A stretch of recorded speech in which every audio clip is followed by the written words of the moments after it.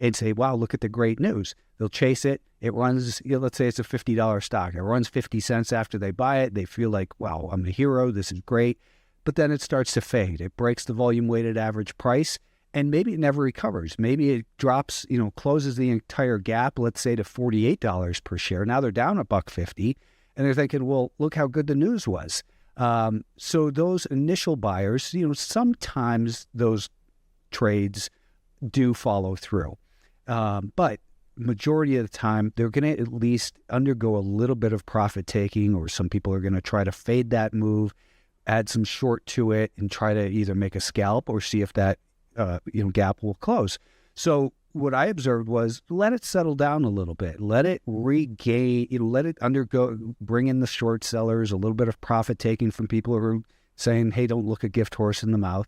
And then it instead starts to stabilize and recover back above that volume weighted average price. It says that initial imbalance has been wrestled through and the buyers are back in control once it's above that daily volume weighted average price. So that's the point where I say, okay, now we know the buyers have control. It's their game to lose. So I will often enter in that, as it crosses above that VWAP with a stop below the low of the day, maybe even that tight, or somewhere closing the gap. So that's number one. And it actually stems from just what's underneath that. Before you enter, ask, where has it come from and where does it have the potential to go?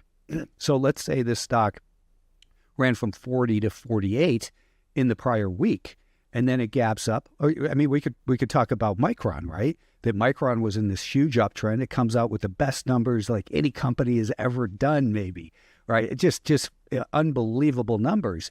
And what happened? Well, it initially rallied and then it started to fade, and now we're well below